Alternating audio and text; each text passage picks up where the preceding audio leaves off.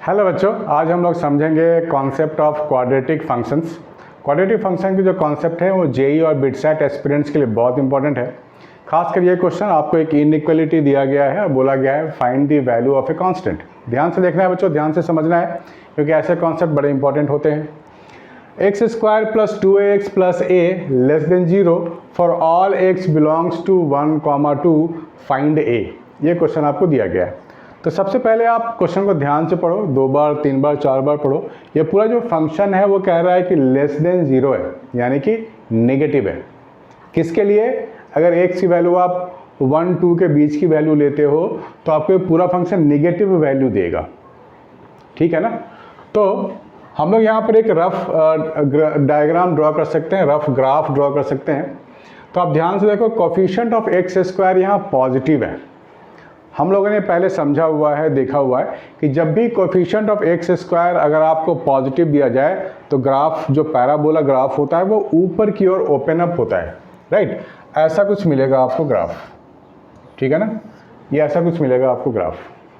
तो यहाँ पर x 1, 2 यानी कि x की वैल्यू 1 से लेके 2 तक जितनी भी वैल्यूज अगर आप डालोगे तो ये पूरा फंक्शन आपको निगेटिव ही देगा, यानी कि नीचे वैल्यू आ जाएगी इसके, नेगेटिव बाई एक्सिस, यानी कि बिलो दी ओरिजिन, राइट। मैं कुछ ऐसा लेके चल रहा हूँ, दिस इज ओरिजिन, तो y की वैल्यू यहाँ नेगेटिव मिलेगी आपको, ठीक है ना।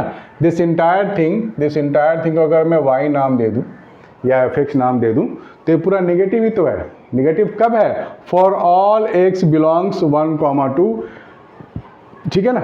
ये आपको दी गई है कहानी, यानी कि अगर मैं x की वैल्यू 1 ले लूँ तो यहाँ मेरे को नेगेटिव वैल्यू मिलने वाली है, तो ले लेते हैं। चलो, x की वैल्यू मैं 1 अगर ले लूँ इस फंक्शन में तो क्या मिलेगा मुझे? 1 plus 2a plus a less than 0, तो ये 3a लेस देन -1। 1 को इधर ले जाओ तो -1 हो गया, a लेस देन -1/3, a की वैल्यू -1/3 से कम हो गई, ठीक है ना। चलो, 2 की वैल्यू अगर मैं ले लूँ तो यहाँ भी नेगेटिव, तो x की जगह मैं 2 डाल दूँ, x की जगह 2 डालने वाला हूँ तो ये 4 हो जाएगा ना। 4 plus 4a plus a less than 0, यही तो मिलेगा। तो 4a प्लस a ये आपको मिल गया, that means a less than -4/5, ठीक है ना। तो अब इसको आप नंबर लाइन पे दिखाओ, नंबर लाइन पे दिखा दें।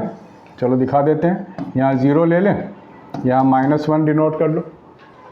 -4/5 का मतलब हो गया -0.8, वो यहाँ कहीं पे लाई करेगा, -4/5।